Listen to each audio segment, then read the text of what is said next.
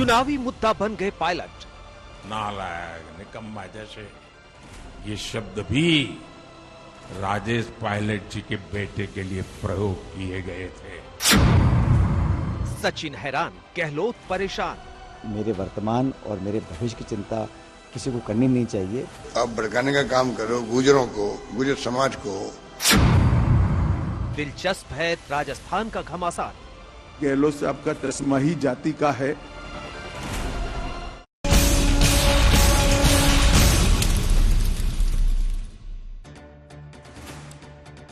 नमस्कार, आप देख रहे हैं हल्ला बोल। आपके साथ मैं हूं अंजना ओम कश्यप। पायलट बहाना, गुर्जर वोट निशाना। हल्ला बोल अब इसी पर करेंगे। ये जानने की कोशिश करेंगे कि आखिर चुनाव प्रचार के आखिरी चरण में बीजेपी ने सचिन पायलट के साथ हमदर्दी दिखाकर कौन सा दांव चलने की कोशिश की है। राजस्थान में करीब 5% जनसंख्या गुर्जरों की है। 30 विधानसभा सीटों पर गुर्जर वोट नतीजों पर असर डालते हैं। जाहिर है बड़ा आंकड़ा है। पिछले चुनाव तक गुर्जर कांग्रेस के साथ थे, लेकिन क्या इस बार भी गुर्जर कांग्रेस को वोट देंगे? बीजेपी को लगता है कि शायद सचिन पायलट के सीएम नहीं बनने की वजह से उनके समर्थकों में नाराजगी है और यही वजह है कि पीएम मोदी ने आखिरी वक्त में सचिन पायलट के प्रति हमदर्दी दिखाई, कांग्रेस पर निशाना साधा, अशोक गहलोत पर सचिन पायलट की अनदेखी का आरोप लगाया। पीएम के हमले से अशोक गहलोत हैरान परेशान रह गए। सचिन पायलट ने भी सफाई दी। अब देखने वाली बात होगी कि 25 नवंबर को राजस्थान की जनता क्या करती है। राजस्थान में चुनाव का प्रचार थम गया है। हम आपको दिखा रहे हैं किस पार्टी के किस दिग्गज ने कितनी रैलियां की। सबसे पहले पीएम मोदी, प्रधानमंत्री नरेंद्र मोदी ने 15, अमित शाह ने 12, योगी आदित्यनाथ ने 23 रैलियां की। दूसरी ओर कांग्रेस के राहुल गांधी ने 6, प्रियंका गांधी ने 4 रैलियां की। हम आपको राजस्थान के चुनावी मुद्दे भी दिखा रहे हैं। इनमें शामिल है हिंदुत्व, परीक्षा पेपर लीक, किसानों की कर्ज माफी, महिलाओं की सुरक्षा और सत्ता विरोधी लहर। राजस्थान जाना जाता है 30 साल से कोई भी वहां पे लगातार 10 साल सत्ता में नहीं रहा है। 5 साल बाद जनता उखाड़ी फेंकती है। अब इस बार क्या होगा, तमाम सवालों पर चर्चा करेंगे। पहले ये रिपोर्ट। राजेश जी को तो सजा दी, उसके बेटे को भी सजा देने में पड़े हुए हैं। राजस्थान में जैसे जैसे चुनाव प्रचार खत्म होने लगा, बीजेपी ने फाइनल हमले में पायलट परिवार की एंट्री करा दी। पीएम मोदी ने लगातार दूसरे दिन सचिन पायलट के साथ हमदर्दी दिखाई। देश का कैसा दुर्भाग्य है, ऐसे ऐसे शब्द गद्दार, नालायक, निकम्मा जैसे ये शब्द भी राजेश पायलट जी के बेटे के लिए प्रयोग किए गए थे। अखबारों में देख लीजिए, टीवी पे हैं। क्या ऐसी भाषा कोई बोलता है क्या? बोलता है क्या? यह गालियों कांग्रेस कैसे झुठला सकती है, जरा कांग्रेस जवाब दे। चुनाव प्रचार खत्म होने से ठीक एक दिन पहले पीएम मोदी ने पायलट कार्ड खेला। भीलवाड़ा के जहाजपुर में उन्होंने कांग्रेस पर आरोप लगाया कि राजेश पायलट की सजा उनके बेटे को दी जा रही है। राजेश पायलट जी, एक बार उन्होंने कांग्रेस के इस परिवार को कांग्रेस की भलाई के लिए चुनौती दी थी, एक बार। फिर वो भी झुक गए थे। लेकिन ये परिवार ऐसा है कि राजेश जी को तो सजा दी, उसके बेटे को भी सजा देने में पड़े हुए हैं। प्रधानमंत्री मोदी के बयान के बाद सचिन पायलट ने प्रतिक्रिया दी और कहा कि मेरी पार्टी को मेरे वर्तमान और भविष्य की चिंता है। दूसरी ओर राजस्थान के मुख्यमंत्री अशोक गहलोत ने बीजेपी पर पायलट परिवार का नाम लेकर गुर्जरों को भड़काने का आरोप लगाया। मेरे वर्तमान और मेरे भविष्य की चिंता किसी को करनी नहीं चाहिए। वो चिंता हमारी पार्टी और हमारी जनता करेगी और हमारा खूब ख्याल रखेगी। इतने घबराए हुए हैं कि कांग्रेस पार्टी में कब क्या हुआ क्या नहीं हुआ। राजेश पायलट की राजनीति में घसीट रहे हैं। जो स्वर्गीय आत्मा हैं उनको लेके अब भड़काने का काम करो गुजरों को, गुजर समाज को। गहलोत के बयान पर अमित शाह ने पलटवार किया। केंद्रीय गृह मंत्री ने कहा कि राजस्थान के सीएम का चश्मा ही जाति का है। चले साहब, गहलोत साहब का चश्मा ही जाति का है, मैं कुछ नहीं कह सकता, मगर गहलोत साहब सचिन के लिए अच्छा 2 वाक्य बोल दे, इतना मेरा इनसे निवेदन है, अगर बोल सकते हो। इस बीच असम के मुख्यमंत्री ने अशोक गहलोत और सचिन पायलट दोनों को घेरा। बोले दोनों में ये साबित करने की होड़ लगी है कि बड़ा निकम्मा कौन है। वो लोग का तो कंपटीशन है, कौन ज्यादा निकम्मा है। गहलोत बोल रहा है पायलट सबसे निकम्मा है, पायलट बोलता है गहलोत सबसे निकम्मा है। वो तो निकम्माओं का कंपटीशन चल रहा है, कौन ज्यादा निकम्मा है, उसमें हमारा कोई कमेंट नहीं है। राजस्थान में चुनाव प्रचार खत्म हो गया। 25 मार्च को वोटिंग होगी। 3 दिसंबर को ये साफ होगा कि राजस्थान के रण में बाजी कौन मारता है, और तभी ये पता चलेगा कि बीजेपी को पायलट परिवार के साथ हमदर्दी का फायदा मिला या नहीं। आज तक ब्यूरो। तो आपको बता दें, चुनाव प्रचार अब राजस्थान में थम गया है। जी हां, शाम के 6 बज रहे हैं और अब सीधे वोटिंग का इंतजार है। 25 नवंबर को जनता राजस्थान में अपना वोट डालेगी। फिलहाल चुनाव प्रचार वहां पर खत्म हो गया है और जिस अंदाज में खत्म हुआ है वो आपने देखा। 199 सीटों पर वोटिंग होगी। 3 दिसंबर को नतीजों का ऐलान होना है राजस्थान में। तो अब राजस्थान में 25 की वोटिंग के बाद अगर आप देखें तो 4 राज्यों में वोटिंग खत्म हो जाएगी। उसके बाद सिर्फ तेलंगाना बचेगा जहां पर वोटिंग होनी है 30 नवंबर को, और 30 नवंबर को ही सबसे तेज एग्जिट पोल के जो एग्जैक्ट पोल साबित होता है आज तक पर हम आपको आंकड़े दिखाएंगे। आइए चर्चा की शुरुआत करते हैं। सभी खास मेहमान हमारे साथ बने हुए हैं। गौरव भाटिया जी राष्ट्रीय प्रवक्ता बीजेपी के हमारे साथ जुड़ रहे हैं। रोहन गुप्ता जी हमारे साथ प्रवक्ता कांग्रेस पार्टी के जुड़ रहे हैं। गौरव जी, बात समझ नहीं आई, गहलोत साहब सचिन पायलट के बारे में क्या कह रहे हैं, उससे 2 अच्छी बातें क्यों नहीं उनके बारे में कहते हैं? ये बीजेपी की चिंता क्यों बन गई है? आप अपने गुटों को देख लीजिए, सब एक दूसरे के खिलाफ न जाने 4-5 गुट वहां पर बन गए हैं। उनके बारे में तो आप बताते नहीं है। वहां के मतभेद कैसे खत्म होंगे? आपको चिंता है कि सचिन और गहलोत के बीच में क्यों नहीं पट रही?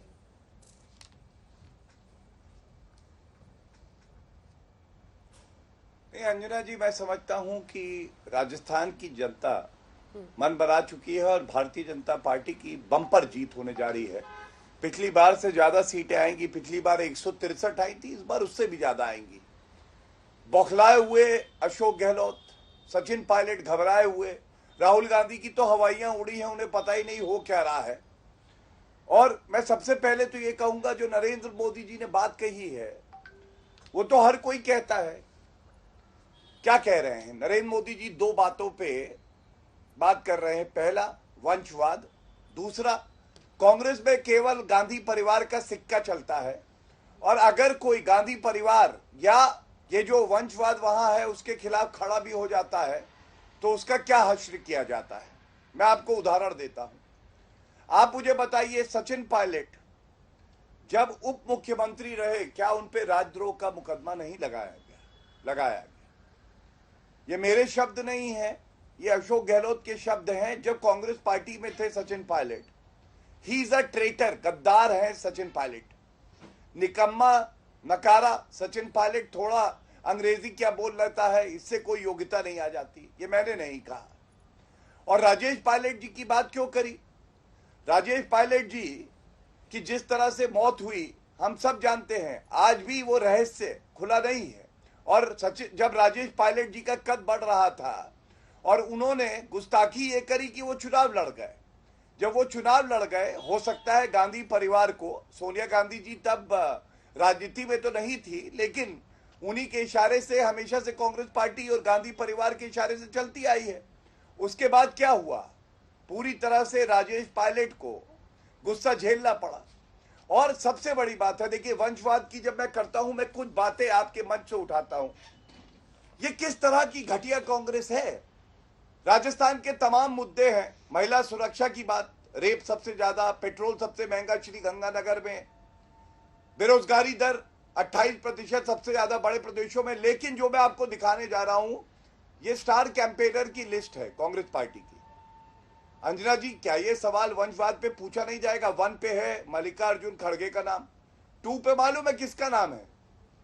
सोनिया गांधी जी का। सोनिया गांधी जी ने कितनी रैली करी है? 0, अंडा। आपने दिखाया प्रधानमंत्री जी की 15 रैली हुई, अमित शाह जी की 12 रैली हुई, जेपी नड्डा जी की भी रैली हुई।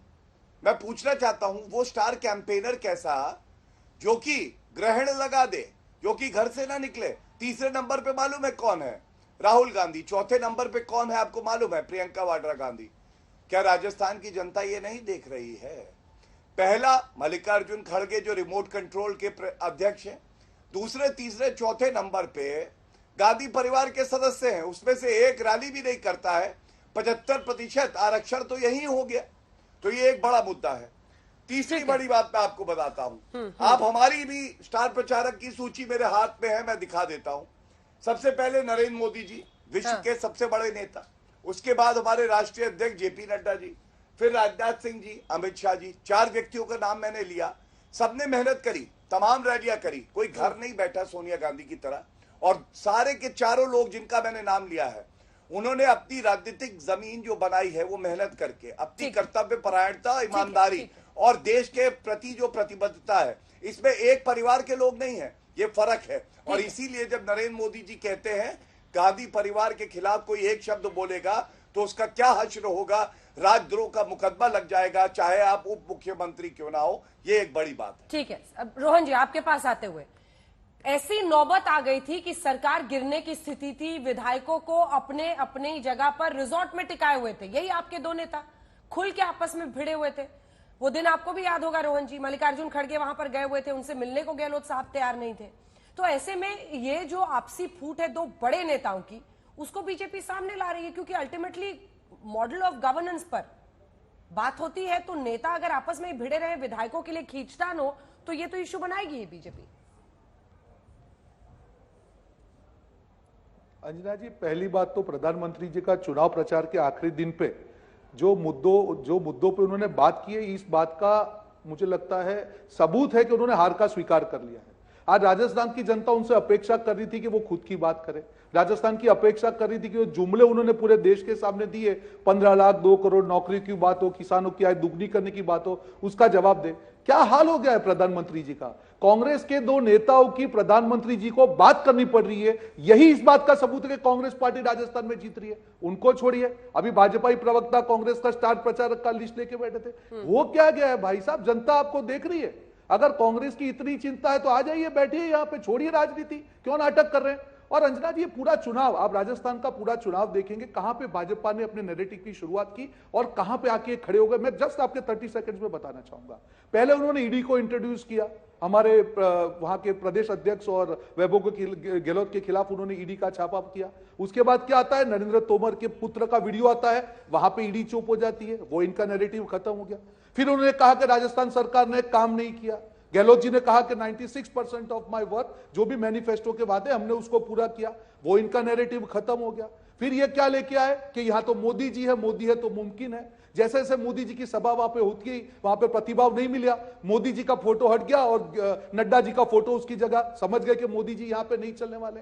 फिर ये लोग लेके आए हिंदू मुसलमान, उनको मालूम था सब जब कुछ काम नहीं करेगा, जब नहीं चलेगी भाजपा की नफरत की दुकान, तब वो लेके आएंगे हिंदू मुसलमान। ये पूरे सारे चुनाव में होता है, जब भाजपा हिंदू मुसलमान की बात करे समझ लो कि इश्यू का अकाल हो गया, वो जाने दीजिए। फिर ये लोग कांग्रेस की गारंटी को सवाल कर रहे थे, हमने 500 रुपए में सिलेंडर किया, अरे भाई आप तो रेवड़ी बांट रहे हैं। फिर ये गज्जक लेके आए, जलेबी लेके आए कि हम 450 में देंगे। देखिए मुद्दा कहां है इनके पास अंजना जी, ये जब आप समझ लीजिए, जब एक पार्टी अपना नैरेटिव शिफ्टिंग करती रहे और आखिरी दिन इनकी मजबूरी हो गई कि कांग्रेस के नेताओं की बात करनी पड़े, जिसका जवाब सचिन पायलट जी ने बखूबी दिया। और आखिरी चीज अंजना जी, आप मुझे सवाल पूछे, एक सवाल, अभी उनके जो आप मुख्यमंत्री एक दिखाए हेमंत विश्वा शर्मा, उसने नेशनल टीवी पे कहा कि सचिन पायलट के बारे में निकम्मा वर्ड यूज किया। अब प्रधानमंत्री जी क्या उनका रेजिग्नेशन ले लेंगे? मैं चैलेंज करता हूं नेशनल टीवी पे, अगर प्रधानमंत्री जी की बात में दम है तो उनका रेजिग्नेशन देके दिखाए, जो बोला है वो करके दिखाए। नेशनल टीवी पे जिस व्यक्ति के लिए आप ये कहते हैं कि सचिन पायलट को खराब शब्द बोले, आपका मुख्यमंत्री अब शब्द बोलता है, आप एक्शन लेके दिखाइए, फिर आपकी बात को मैं मानूंगा। ठीक है, जवाब दीजिए इसका गौरव जी। और आप लोगों को सचिन पायलट की चिंता नहीं है, चिंता है कि वहां पर लगभग 5% गुर्जरों की जनसंख्या है, 30 विधानसभा सीटों पर गुर्जर वोट का असर होता है नतीजों पर, इसलिए आप लोग सचिन पायलट को लेकर इतनी मासूमियत भरी चिंता जाहिर कर रहे हैं। गौरव जी नहीं, हेमंत तो विश्वास पे भी सवाल पूछिए इनको, और हेमंत बिस्वा शर्मा पे भी जवाब जी। मुझे तो ऐसा प्रतीत हो रहा है कि आप बहुत मासूम बन जाती हैं, सवाल भी पूछ रही हैं और अंदर से जानती हैं कि सवाल का जो उत्तर आएगा तो यहां पे धराशायी हो जाएगी कांग्रेस प्रवक्ता। मैं वजह बताता हूं, आप बताइए, क्या ये सत्य नहीं है कि सचिन पायलट खुद धरने में बैठे थे कुछ ही माह पहले और कह रहे थे अशोक गहलोत जी ने जो वादे किए हैं उनको कृपया करके पूरा करिए अशोक जी। एक सेकंड आपको टोक उन्होंने रही कहा गौरव जी, 14 अपने बार जो दर्शकों है को जरा पर्चे तस्वीरें लीक एक हो सेकंड गए। दिखा दूं, फुल स्क्रीन तस्वीरें दिखा दीजिए। दरअसल प्रधानमंत्री नरेंद्र मोदी मथुरा गए हुए हैं और मीराबाई की जयंती पर वहां एक बड़ा आयोजन किया गया है। वहां की सांसद हैं हेमा मालिनी, वो भी मंच पर मौजूद हैं, वो बोल रही हैं कुछ ही देर में ऐसी भी जानकारी है कि उनकी परफॉर्मेंस होगी।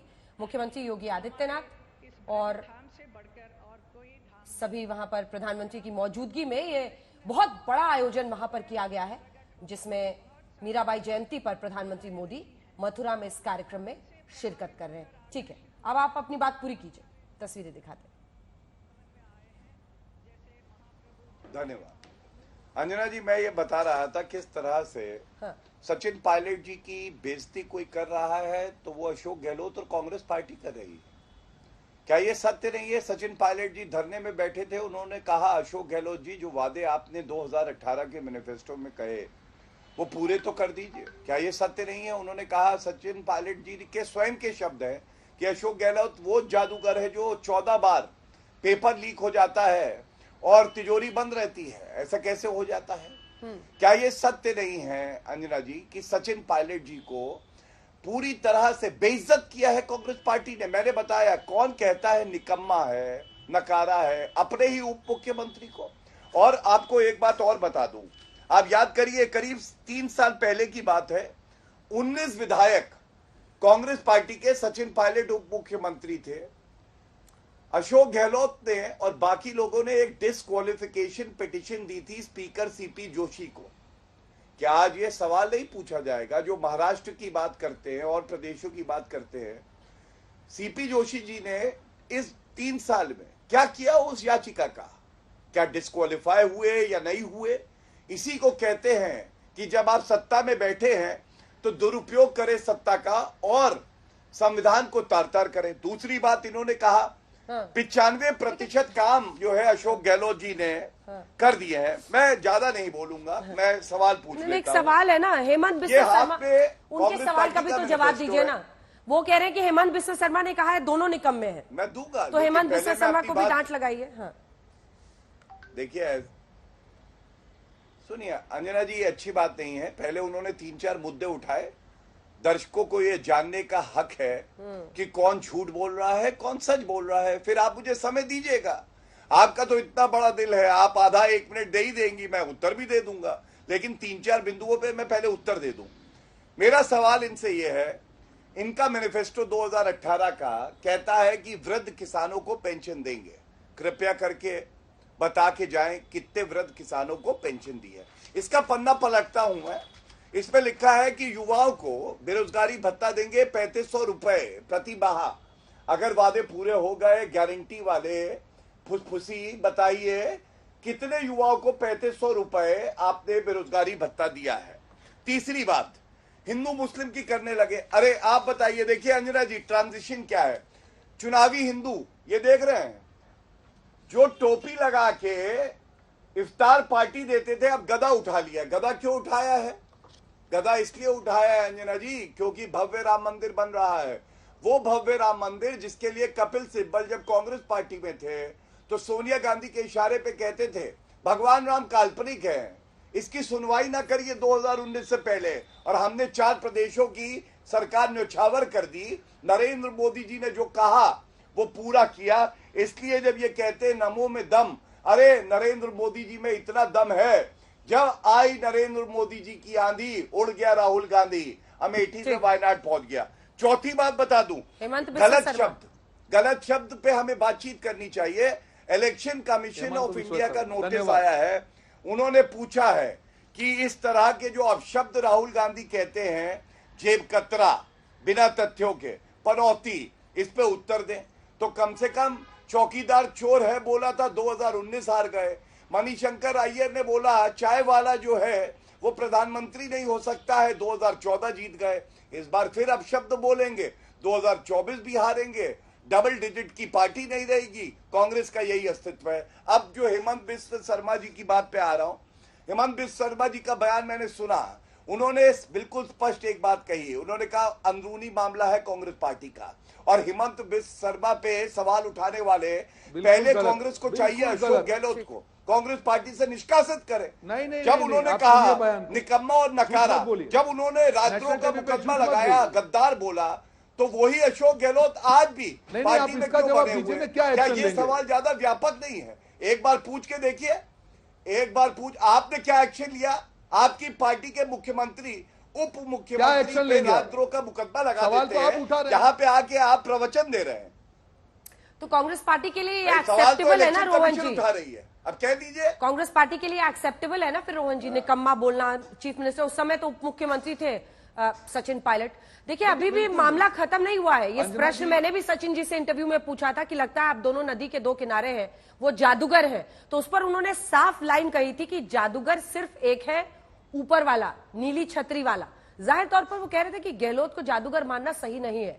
अब सवाल है कि आप लोग ये जो अंदरूनी कलह है इन दो नेताओं की, अध्यक्ष पद छोड़ दिया गहलोत साहब ने क्योंकि सीएम की कुर्सी उनको छोड़ नहीं रही है।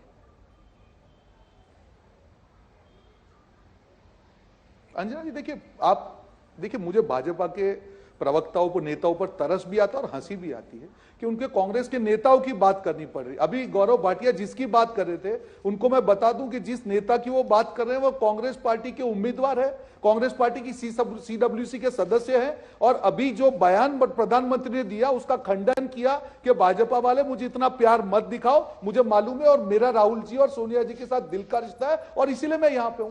बड़ी शर्म की बात है, पूरा देश देख रहा है अंजना जी, जो एक ऐसा नेता, देखिए जो सरदार वल्लभ भाई पटेल थे, आज हयात नहीं है, उनके बारे में झूठ फैला है वो तो ठीक है।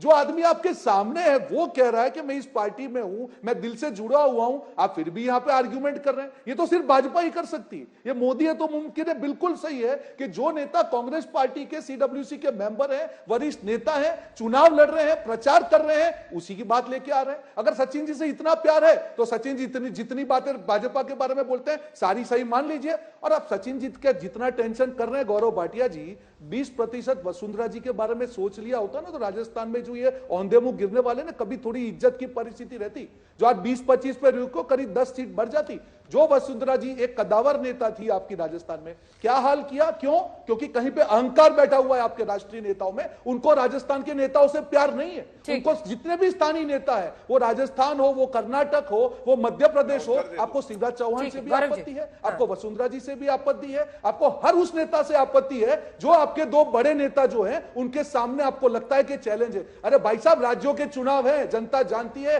कि स्थानीय नेता के नाम पे वोट पड़ेंगे। जिस मोदी जी के नाम पे आपने कर्नाटक में वोट मांगे थे वहां बुरी तरह से इसीलिए हार हुई कि वहां पे आपने येदियुरप्पा को इग्नोर किया। वही हाल आपका राजस्थान में होगा, और क्या छत्तीसगढ़ में होगा, वही हाल मध्य प्रदेश में होगा। ठीक है। और क्या सचिन पायलट ने खुद ही इस बात की हवा नहीं निकाल दी? उन्होंने कहा कि मेरे पिता के बारे में जो कह रहे हैं राजेश पायलट के बारे में, मेरे बारे में गलत है, आप लोग मेरी चिंता मत कीजिए।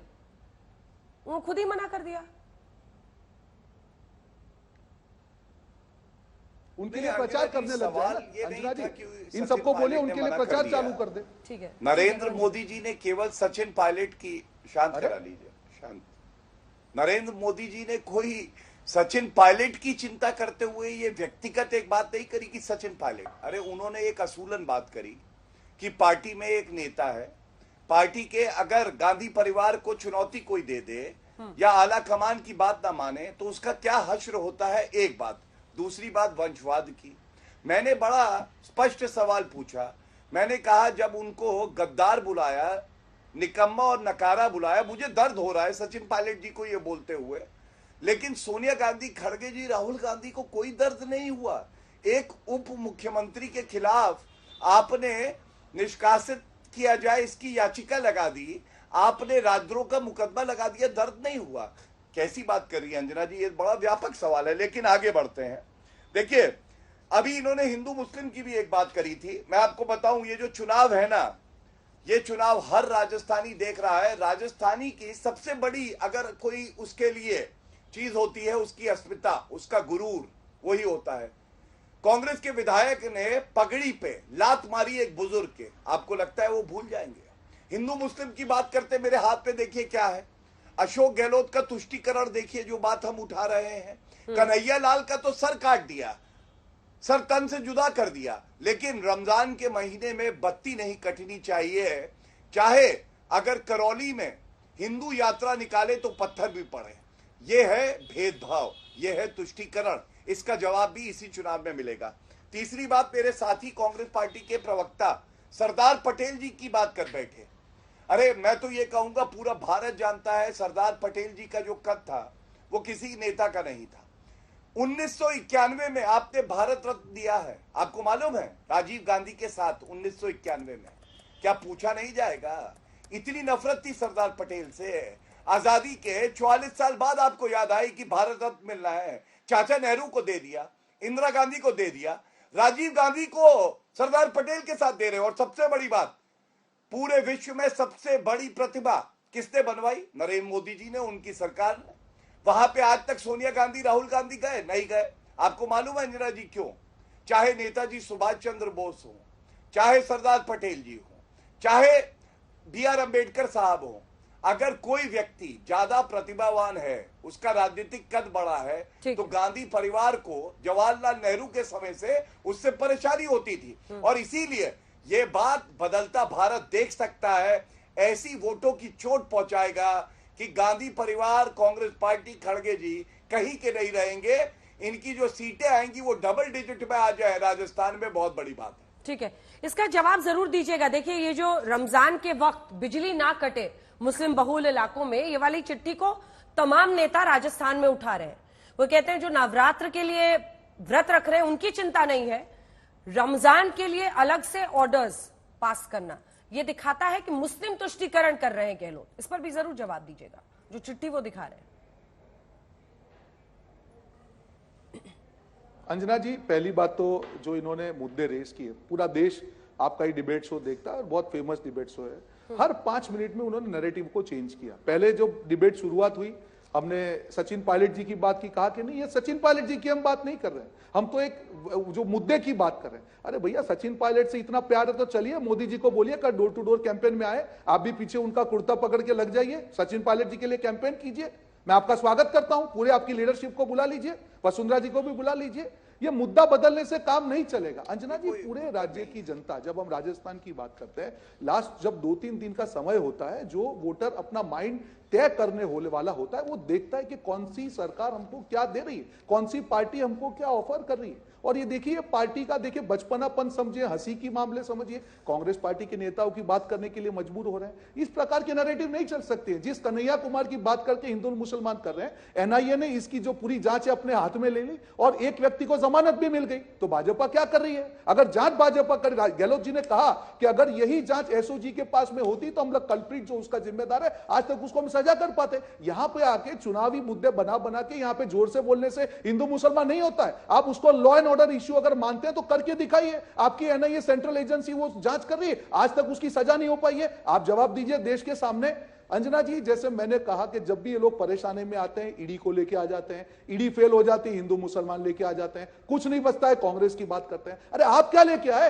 हम 500 में सिलेंडर दे रहे हैं, आपने कॉपी पेस्ट करके 450 में कर दिया। हमने हेल्थ इंश्योरेंस का बोला, आपका पूरा मैनिफेस्टो तो कॉपी पेस्ट है, जनता भरोसा कैसे करेगी? और आपके जितने भी वादे, मैं चैलेंज के साथ कहता हूं, हमने बताया तो सही कि 95% वादे पूरे किए। बिजली वाले पे जवाब नहीं दिया। नेताओं की हिम्मत नहीं है कि आपके पुराने मैनिफेस्टो की बात करें, क्योंकि आपके सारे जुमले हैं, आपके सारे जुमले हैं। और आपको एक चीज समझनी पड़ेगी अंजना जी, जनता ये देखती है। बिजली वाली चिट्ठी, बिल्कुल मैं जवाब दूंगा, मैं सारे जवाब दूंगा आपको। रमजान जहां पर हो रहा है वहां बिजली ना कटे, जितने भी इन्होंने, जितने भी, बिल्कुल नहीं। देखिए, कांग्रेस पार्टी के लिए किसी भी धर्म और जाति से नहीं, लॉ एंड ऑर्डर का मामला हो या व्यवस्था का मामला हो, हम सबके साथ में रहते हैं, पहली बात। दूसरी बात, हम गारंटी की बात करते हैं। देखिए, कर्नाटक हो या हिमाचल हो, अंजना जी, कांग्रेस पार्टी की जीत इसलिए हुई कि उन्होंने टाइम बाउंड मैनर में जो प्रॉमिसेस जनता को की थी वो हमने पूरे करके दिखाए। मुझे एक राज्य दिखाई या एक पूरे देश में 10 साल से इनकी सरकार है, मुझे बताइए कौन से वादे इन्होंने टाइम बाउंड मैनर में पूरे किए? अब जो लड़ाई जो है ये इंडिया नेगेटिव एजेंडा हिंदू मुसलमान है, उसके सामने कांग्रेस की डिलीवरी की लड़ाई है। जनता ये जानना चाहती है कि उनके लिए क्या है। जनता को कोई प्रॉब्लम नहीं है कि कांग्रेस पार्टी के अंदर क्या चल रहा है, जनता को कोई दिलचस्पी नहीं है कि भाजपा में क्या हो रहा है। जनता को ये कि जो सरकार बन के आएगी क्या ये मेरी लाइफ को बेहतर कर पाएगी, क्या मुझे किए गए वादे पूरे करेगी, हम उसके ऊपर बात करें। मैं चैलेंज के साथ कहता हूं कि जिनको आप रेवड़ी कहते थे, आज वो रेवड़ी के सहारे आपको जाना मजबूरी आपकी क्यों बनी? देश की जनता को जवाब दीजिए। अगर राजस्थान में 450 में आप सिलेंडर की बात करते हैं तो गुजरात की जनता ने क्या गुनाह कर दिया, उत्तर प्रदेश की जनता ने क्या गुनाह कर दिया भाजपा को वोट देके? मैं क्योंकि गुजरात से हूं, मैं चैलेंज के साथ आपको कहता हूं, पूरे गुजरात की तरफ से मैं आपसे मांग करता हूं कि हमारे वहां पे भी 450 में सिलेंडर दिया जाए। अप्रैल के महीने में बिजली की कटौती ना हो, वो वाला मुद्दा भी आप चुनाव के पहले उठा रहे हैं कि मुस्लिम एरियाज में कटौती ना हो। वो कह रहे हैं कि आपका ना नेता है ना नीति है, आप कॉपी पेस्ट कर रहे हैं, वरना ऐसे ही 450 रुपए में सिलेंडर हर स्टेट में दीजिए जहां जहां आपका शासन है। गौरव जी। देखिए अंजना जी, कुछ बातें उठाई गई। सबसे पहले हिंदू मुस्लिम की बात इन्होंने करी, मैं उस पर कुछ कहूंगा जरूर। एक बहुत ही व्यापक मुद्दा हमने उठाया कि बिजली तो हिंदू हो, मुस्लिम हो, सिख ईसाई हो, जैन हो, बौद्ध हो, पारसी हो, सबके लिए आवश्यक है। मैंने तो प्रमाण दिखा दिया कि एक गवर्नमेंट ऑर्डर है जिसमें कहा है रमजान में बिजली नहीं कटेगी। और दूसरी तरफ मैंने ये भी बताया, करौली में जब हिंदू शोभा यात्रा निकल रही थी तो पत्थर मारे गए। अंजना जी याद करिए, मतलूब अहमद नाम है उस आरोपी का, वो मुसलमान था। 100 दिन तक गिरफ्तार नहीं कर पाई अशोक गहलोत सरकार। मालूम है क्यों? क्योंकि अपराधी का धर्म देख रहे थे। आप चेक कर लीजिएगा, 100 दिन तक सरेंडर किया उसने कोर्ट में। दूसरी बात, इन्होंने कहा कि भाई आप बताइए आपने क्या किया। मैं आपको डंके की चोट पे बताता हूं, इन्होंने कुछ नहीं बताया उपलब्धि के बारे में, बल्कि जो मैंने पूछा पेट्रोल सबसे महंगा श्री गंगानगर में, इन्होंने कुछ नहीं बोला। महिला उत्पीड़न सबसे ज्यादा बलात्कार के मामले 6310 राजस्थान में, इन्होंने कुछ नहीं बोला। बेरोजगारी दर 28%, इन्होंने कुछ नहीं बोला। मैंने बताया 14 बार पर्चा लीक हो गया, इन्होंने कुछ नहीं बोला। मैं बता देता हूं, यही तो फर्क है एक अच्छे प्रवक्ता में, अच्छी पार्टी के प्रवक्ता में, और एक ऐसी निठल्ली पार्टी के प्रवक्ता में जो अपनी सरकार की उपलब्धियां नहीं बता पा रहा। देखिए, केंद्र सरकार ने राजस्थान को 10 साल में जो यूपीए सरकार ने दिया था उससे 4 गुना ज्यादा धन दिया विकास के लिए। मैं आपको बताता हूं, 19 लाख घर बने पीएम आवास योजना में। आयुष्मान भारत योजना में 1 करोड़ 10 लाख राजस्थानी जो हमारे भाई बहन है वो लाभान्वित हुए। जो हमारे युवा हैं उनको पीएम कौशल विकास योजना के अंतर्गत 11 लाख हैं जिनको हमने ट्रेनिंग दी। वंदे भारत ट्रेन चलाई, राजस्थान से चलाई।